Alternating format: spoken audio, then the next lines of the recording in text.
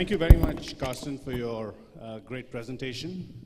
Quite amazing statistic that 40% of retailers today do not exist in the past 6 years. So it's quite amazing. And that probably is a good segue into our next session, which is disruption in retail 20. Actually, a little bit to 2025, next 5 to 10 years.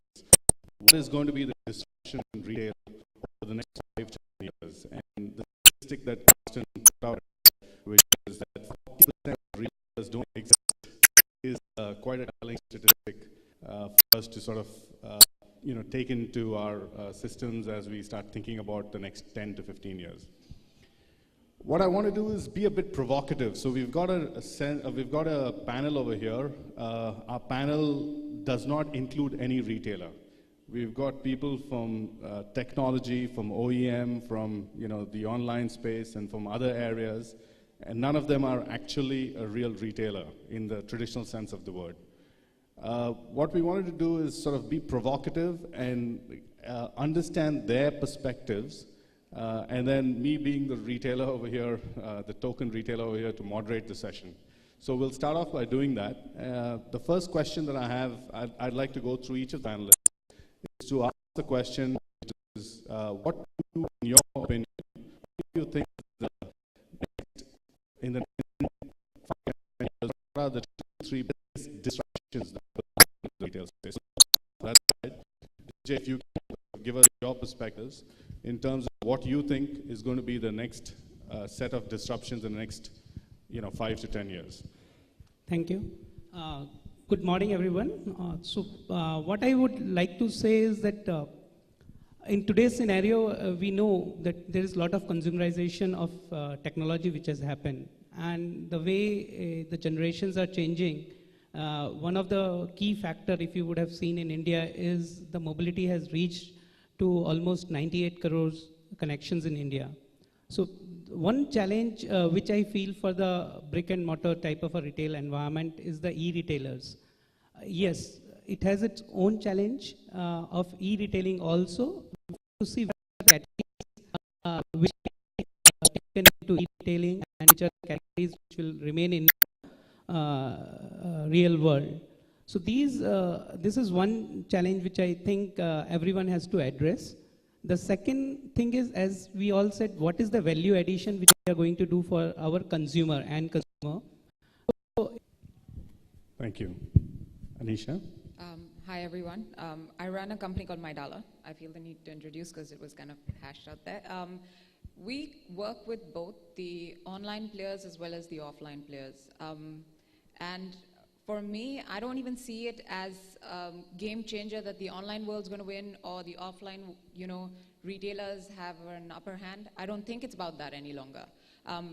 Yes, there is a lot of hype these days that we hear in the market about e-commerce, and I have yet to open a newspaper in the last, I don't know how many months, and see nothing about a .com. That's usually the news that they catch these days. So yes, there's a lot of buzz around the e-com world, but I also think it's because, and it's doing great for consumer awareness, but I think the game changer now, and the e-com world as well as a lot of the offline retailers are waking up to, is exactly what Ken said. It's big data, it's understanding your user better, analytics, it's understanding, it's really not about the online. I actually think the online players have it harder because there's no touch and feel, the logistics aspect of it. I actually think that if you crunch your data, Amazon, why do they always win out no matter what happens? Their analytics is phenomenal. They'll always tell me where and when what I need to buy. It's almost like they know it. They crunch their data to the hilt. We see this in the US retailers as well. So I'm a big online shopper. I shop everywhere, and I'm a shopper. I love shopping in general, period. But the fact of the matter is the kind of experiential shopping that I see in the US, that is yet to hit the Indian markets. We're just waking up to it here. And I think if the game changer that we need to actually see happen, and we work with, we're basically a marketing platform. We work with about 140,000 businesses, driving offers for different brands, the online as well as the offline players. But we see that the game changer and the players that do better are the ones that understand their user, that are targeting their user better. It's really just about that now. It's really about the experience and the touch points.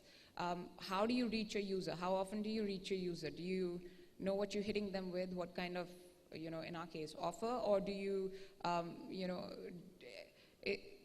just you're able to serve them better? It's really just about that. It's not about the e-commerce or the online or the offline space any longer. Thank you. Actually, let me continue with a question for you. Since you sort of spoke about big data, right? There was a recent report by McKinsey which said that if retailers are able to really leverage their data, they can see something from 30 to 60% increase in their operating profitability, which is amazing for a retailer, right? If you can increase your operating profitability by 30 to 60%. And that is driven by the fact that you can actually analyze your data, which is being created. I think you spoke about a whole bunch of data being created, but it's not really being leveraged. How do you leverage that data? In that context, Anisha, the question that I have for you is, can you sort of give us your perspectives on traditional marketing spends? Because traditionally, marketing spends have been advertising, above the line, print, media, and things like that. Should advertising and marketing spends, which is a big chunk of retailers' budgets, be more focused on, sort of predictive analytics and big data, where you can really mine and leverage customer information, which can then lead directly to sales, which is quantifiable and measurable? What is your perspective on that? I mean, it's like throwing a toss and expecting me to hit a sixer. Of course. I mean, this is, so the reason that so our pitch is against, when we go into a retailer, we work more with the service industry. We've just started working with FMCGs. Companies. But when we go in, this is the only thing we talk about actually, is the fact that,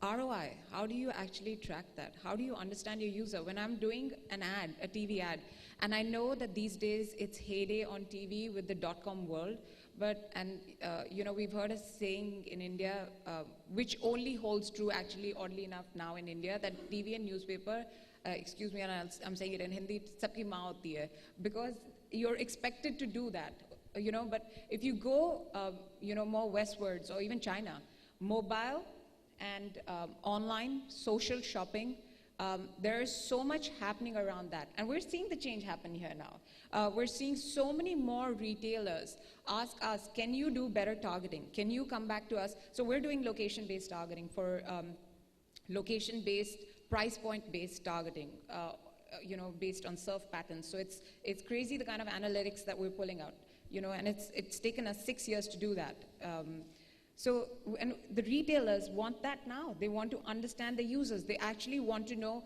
who's buying it. Is this guy a postpaid user? Is he a prepaid user? What does he like to buy apart from this? What is his spend patterns? It's not just the retailers. We work with all the telcos. We're seeing the telcos want to understand their users better. There are so many companies that are now trying to pinpoint where are the users coming from? How can I expand this market better? How can I, see for me, and I'll give you an example. To acquire a user online, okay, for any .com player, the price points of acquisition are at anywhere from 300 to, if you look at a popular word like e-commerce, it could go up to 800, okay? I would rather take a user that I already have, an existing user, serve them better, and get better lifetime value. No one right now in the .com world is talking about lifetime value. It's all about acquisition. I think we need to evolve to the point now, it has to be about lifetime value. How am I going to serve this guy to get, at MyDala, the only thing we care about is we've acquired the user, he buys 2 coupons every month. How do we get him to do that to 4? It's easier for me to retain that user and get him to buy more. It's cheaper to do that. I hold on to my loyal user than to acquire a user and then never do any analytics on it and kind of throw that. And I think retailers need to wake up to that too. You acquire a user, you've taken so much pain to do that. Serve them, there is so much more value. He talked about it earlier on. It's really now about value marketing. Thank you. So essentially you're telling me that there is going to be a big... the bottom line is, and I never really got to that, yes, I think the marketing shifts do need to happen from kind of just the blind traditional advertising to actually, understanding a user and more loyalty advertising. Okay, thank you.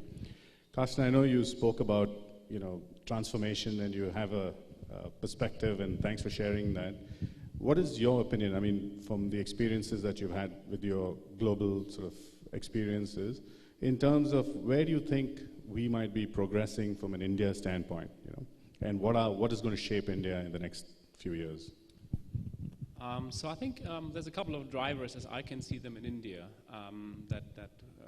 that I can see. First is definitely, maybe it's also sees, it's connectivity. I think the development of bandwidth, the availability of more rich formats of presenting things to consumers is a big thing, and I think in India it's rolling out. So 4G, fiber technology. We saw in Europe that the speed of connectivity has changed a lot. Together with the mobility, that means the smartphone world. I mean, that's a driver that will drive Indian retail landscape and consumer landscape a lot. Second, for someone looking to India from an outside perspective, we would say there's a likelihood always that India solves their puzzles on infrastructure and logistics. I think infrastructure both on the physical side but also on the financial side. So for someone not playing the game, it's sometimes hard to understand the metrics of how you get from A to B, not only physically but also financially. So there's a lot of movements, a lot of hope, and I think with that flattening of India, we would have a big impact. So flattening India in terms of infrastructure and supply chain is happening. And third, from the discussions I've been having in the past days, there's a third C, very important in India, it's cash. There's a lot of money going into India, and in industries and transformation, specifically with the projections on the changing landscape, you see a lot of gamblers attracted by investing. So I think there's a lot of investment going into India right now, and we all understand that the level of foreign investment going into the value chain, likely not everybody will have its return on invest, but it's shaping landscapes. So like in the bubble burst, I mean the glass fiber to India, I don't know who in the room remembers, I mean there were people having big hopes in creating connectivity to India by glass fibers to the ocean. They never made money out of it, but the fiber's there. And then connectivity is for free. So a few things will change industry landscape. I think it's consumers, connectivity, and cash. Thank you. We keep hearing this word e-commerce, online, offline, e-commerce, physical store versus, online store. Rachna, from your perspective, just want to get your opinion. Is there really sort of no more, I mean, shouldn't we be thinking of commerce, not e-commerce, And by that I mean, aren't the channels going to sort of merge, online players becoming offline players becoming online players, or whatever way it evolves? The point being that those two channels are not in conflict, but that they are actually complementing each other. What is your opinion on that? It's interesting to think, but I would like to just understand from the audience itself, how much does it matter for a customer? I mean, I just want a good deal. I mean, whether it's online or it is physical store, it doesn't matter. We can live in denial and say that, a disruption has not happened. It has. I mean, it's disrupted the way that we are buying today. And frankly, if you look at it, I don't think this debate should at all be there. If I had started off being, let's say, a physical retailer, let us say, and there is let's say, a enabler in hand which helps me, reach out to more people, which helps me expand a bit more, why not just adopt it and go ahead?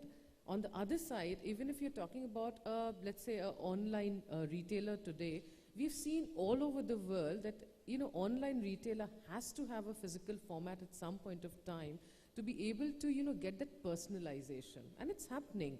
So I think, for me, as a consumer, I give a damn, if I might give that word. I just want a good deal.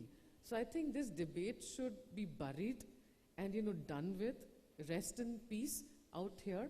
let us just get the best of the world, apply it, and give my consumer what they want finally. So I don't think, I'm in for having a debate on this any longer. No, I completely agree with you. Being a so-called physical store, we've actually just started going online, ourselves, and we've launched what we are calling as click and collect, where you can go online, order, and then pick it up at the store. So it's been quite a phenomenal success. But I agree with you that there's too much of emphasis on the online and the e-commerce space, and actually the disruption over there. I made this point earlier. In India today, the disruption in the online space as we see it is more from the venture capitalists. They are investing huge amounts of resources and capital to drive lower prices.